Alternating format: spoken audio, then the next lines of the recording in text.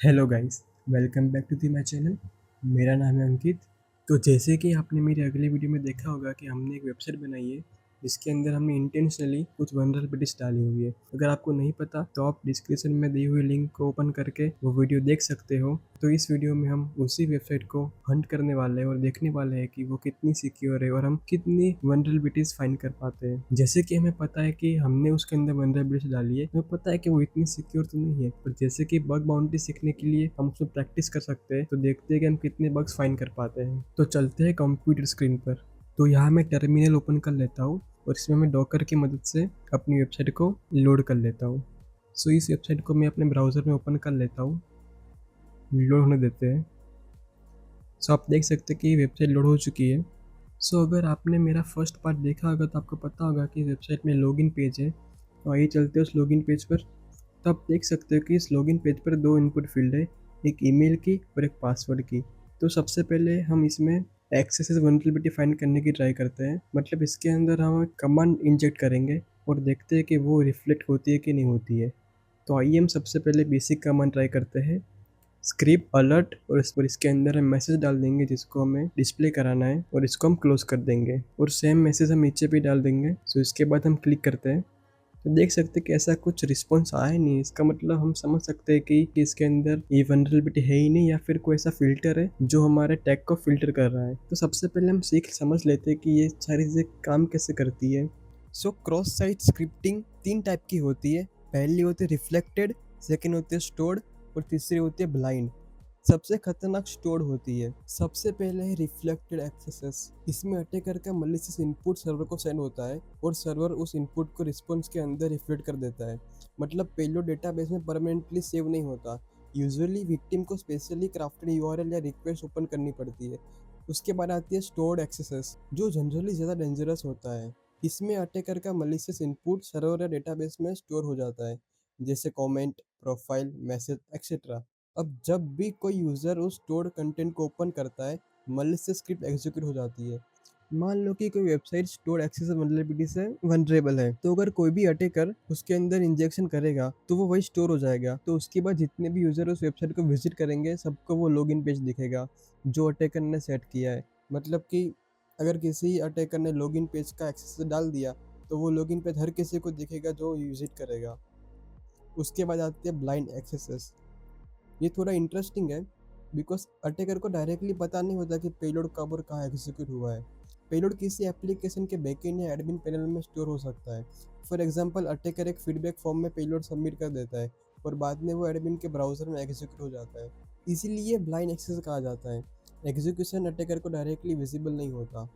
तो आइए cross site scripting को प्रैक्टिकली फाइंड करने की कोशिश करते हैं और देखते हैं कि उसका इम्पैक्ट कैसा होता है। तो सबसे पहले हम कोई भी एक अकाउंट बना लेते हैं। तो मैं यहाँ फेक एडमिन करके एक ईमेल एड्रेस डाल देता हूँ और मैं कोई रैंडम सा पासवर्ड डाल के अकाउंट क्रिएट कर देता हूँ। अकाउंट क्रिएट होने के बाद आप देख सकते हो कि यहाँ शॉप का ऑप्शन है, सर्च का, सपोर्ट का और अकाउंट का ऑर्डर का ऑप्शन है। तो सबसे पहले हम सपोर्ट का पेज ओपन कर लेते हैं।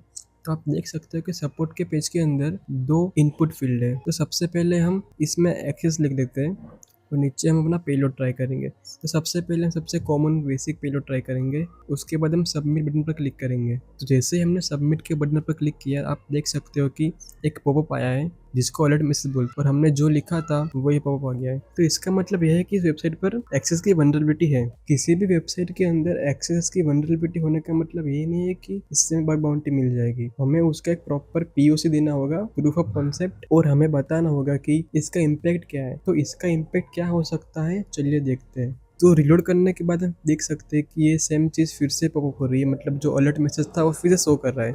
इसका मतलब वो जो ये वल्नरेबिलिटी है वो स्टोर्ड एक्सेस वल्नरेबिलिटी है। हमने तीन टाइप ऑलरेडी देखे हुए, तो उसमें से ये है। और सबसे ज़्यादा डेंजरस भी यही होती है क्योंकि ये सारे यूज़र को अफेक्ट कर सकती है।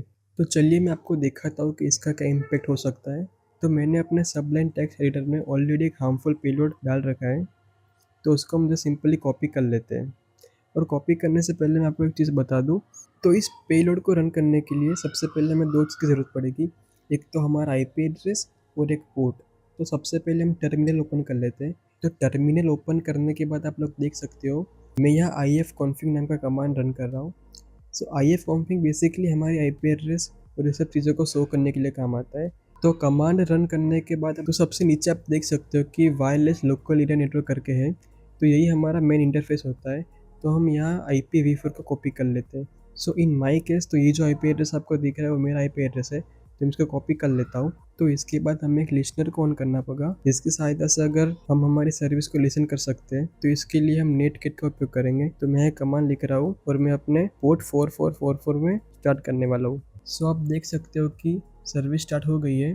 तो अगर कोई भी यूज़र अगर वो मेरे पेलोड को रन करेगा या सर्विस रन होगी, तो मुझे सारा इन्फॉर्मेशन यहाँ टर्मिनल पर दिख जाएगा। सो पहले मैं आपको इस पेलोड को समझा देता हूँ। तो आप देख सकते हो कि ये पेलोड है, इसके अंदर मैंने एक लॉगिन फॉर्म बनाया हुआ है। तो सबसे पहले ऊपर मैसेज लिखा आएगा कि सेशन एक्सपायर हो चुका है, लॉगिन कीजिए। तो जब भी कोई भी यूज़र सपोर्ट पेज पर जाएगा तो उसको ये मेरा पेलोड टर्न हो जाएगा। तो उसको सबसे पहले दिखाएगा कि लॉगिन एक्सपायर हो चुका है, तो वो सोचेगा कि चलिए फिर से लॉगिन करते हैं। तो जैसे ही लॉगिन करेगा तो आप देख सकते हो कि एक्शन पर मैंने अपनी IP और अपना पोर्ट दे रखा है, तो सेम लॉगिन क्रेडेंशियल मेरे टर्मिनल पर दिख जाएंगे मुझे। हम नीचे देख भी सकते हो कि यहाँ मैंने पासवर्ड यूजर नेम का भी ऑप्शन दे रखा है। तो आइए इस पेलोड को कॉपी करते हैं, ट्राई करते हैं कि वो वर्क करता है कि नहीं करता है। तो मैं अपनी वेबसाइट ओपन कर लेता हूँ और यहाँ सपोर्ट पेज पे यहाँ इनपुट फील्ड पर मैं लिख देता हूँ कि फेक लॉगिन पेज पेलोड, और उसके नीचे अपना पेलोड में पेस्ट कर देता हूँ। तो जैसे कि आपको पता है कि ये एक स्टोर एक्सेस वल्नरेबिलिटी है, तो कोई भी यूज़र अगर इसको क्लिक करेगा इस पेज को तो उसको सेम पेज दिखेगा। तो आइए चलते इसको सबमिट कर लेते हैं। तो आप यहाँ देख सकते हो कि session expired please login again का एक मैसेज वो हुआ है, और इसके नीचे यूज़र और पासवर्ड करके एक पेज है। मैंने सिर्फ डेमो पर्पज़ के लिए बताया है, आप इस लॉगिन पेज को और अच्छा भी बना सकते हो, पर हमें सिर्फ बग बाउंटी करनी है, रियल हैकिंग नहीं करनी है। तो सिर्फ हम POC के लिए कोई भी पेज बना सकते हैं। तो आप यहाँ कोई भी पासवर्ड डाल सकते हो। तो मैंने एडमिन 123 डाला है और यहाँ मैं लॉगिन पर क्लिक कर देता हूँ, और आइए हम देखते हैं कि इसी इन्फॉर्मेशन क्या हमें हमारे टर्मिनल पर दिखाई देती है कि नहीं दिखाई देती है। सो आप यहाँ देख सकते हो कि यूज़र नेम और पासवर्ड हमें मिल चुके हैं। तो चलिए अब हम देखते हैं कि इस वल्नरेबिलिटी को हम कैसे रिपोर्ट कर सकते हैं। तो मैं आपको सिखाऊंगा कि एक बग बाउंटी रिपोर्ट कैसे बनाते हैं, उसके अंदर क्या क्या मेंशन करना होता है, और कैसे कैसा बग बाउंटी रिपोर्ट बनाए जिससे हमें मैक्सिमम बग बाउंटी मिल सके। तो आइए चलते हैं। तो यहाँ मैंने ऑलरेडी एक अपना रिपोर्ट बना के रखा है जो हमने फाइंड की थी। सबसे पहले ऊपर टाइटल लिख देंगे एक्सेस ऑन सपोर्ट पेज, फिर यहाँ हम एक समरी रिपोर्ट लिखेंगे। तो यहाँ मैंने सिंपली लिखा हुआ है कि ये एक एक्सेस वल्नरेबिलिटी है जिसके अंदर कोई भी अटैकर अपना पेलोड डाल सकता है। इसके अंदर प्रॉपर सैनिटाइजेशन नहीं की गई हुई है, कोई भी फिल्टर बाईपास नहीं है, जिससे जो भी रो पेलोड है वो रन हो जाता है। और फिर मैंने इसके अंदर स्टेप टू रिप्रोड्यूस लिखा हुआ है, तो जो भी कंपनी इसको टेस्ट करेगी वो सेम स्टेप फॉलो कर सकती है और वो उसको चीज़ को इंश्योर कर सकती है। और नीचे अपना पेलोड भी दे सकते हो अगर आपको देना हो तो। सो मैं यहाँ अपने रिपोर्ट में से अपना IP एड्रेस और पोर्ट हटा देता हूँ। मैं नहीं चाहता कि कोई मेरा IP एड्रेस और पोर्ट देखे सिवाय के मेरे सब्सक्राइबर्स। सो यहाँ POC मतलब प्रूफ ऑफ कॉन्सेप्ट में आप देख सकते हो कि मैंने यहाँ बताई हुआ कि कैसे मैंने एक फेक लॉगिन पेज वहाँ डिस्प्ले कराया था, जिससे तो कोई भी यूज़र वहाँ लॉगिन करके अपने क्रेडेंशियल डालेगा तो वो सारी इन्फॉर्मेशन मेरे पास आ जा सकती है। उसके बाद मैंने यहाँ इम्पैक्ट बताया हुआ है कि कितना हार्मफुल हो सकता है, कोई अटैकर इसको फिशिंग तरीके यूज़ कर सकता है, और कैसे ये कितने सारे यूज़र का डेटा ले सकता है। इम्पैक्ट सबसे मेन होता है, क्योंकि अगर तुम्हारी वल्नरेबिलिटी आपको मिली है पर उसका कोई इम्पैक्ट नहीं है, सो पॉसिबिलिटीज आर हाई कि आपका बग जो था वो ज़्यादा वल्नरेबल था, उसकी प्रायोरिटी P2 थी, पर उसका इम्पैक्ट कुछ इतना अच्छा नहीं था, तो आपको बग बाउंटी नहीं मिल सकती। शायद हो सकता है कि वो डुप्लीकेट हो जाए। तो अगर आप एक प्रॉपर इम्पैक्ट बताओगे उनकी वेबसाइट कितनी हार्म हो सकती है, तो शायद से आपकी बग बाउंटी मिलने के चांसेस और ज़्यादा बढ़ सकते हैं। और आप जितने भी स्टेप परफॉर्म करते हैं उसके मेन स्क्रीनशॉट भी आप डाल सकते हैं, जिससे उनको ज़्यादा अच्छे से समझ आए। सो ये एक बेसिक फॉर्मेट रिपोर्ट का, अगर आप इस रिपोर्ट के फॉर्मेट को फॉलो करते हैं तो चांसेस आर हाई कि आपका बग एक्सेप्ट हो जाए। हाँ, अगर आपका बग इतना वैलिड नहीं है या किसी और ने पहले से रिपोर्ट किया हुआ है तो फिर वो सेम चीज़ काम नहीं करेगी, पर आपका बग यूनिक है तो ये रिपोर्ट के फॉर्मेट को आप कॉपी कर सकते हो। चांसेस आर वेरी हाई कि आपका रिपोर्ट एक्सेप्ट हो जाए अगर वो वैलिड बग है तो इस वीडियो के लिए इतना ही, और अगली वीडियो में हम देखेंगे कि हम और कितने बग फाइंड कर पाते हैं, और मैं ट्राई करूंगा कि आपको और अच्छे से एक्सप्लेन करूं। हम सिर्फ प्रैक्टिकली नहीं पर थियोरेटिकली और प्रैक्टिकली दोनों सीखेंगे कि ये बग क्या होता है, बग को कैसे फाइंड करें, कौन से पेलोड यूज़ करें। तो अगर आपको पेलोड बनाना नहीं आता, अगर आपको फिल्टर बाईपास करना नहीं आता, तो आप कमेंट कर सकते हो, मैं उसके ऊपर भी एक वीडियो लाऊंगा कि फिल्टर कैसे बाईपास करें, पेलोड कैसे बनाएं। सो गाइस, मिलते हैं अगली वीडियो में।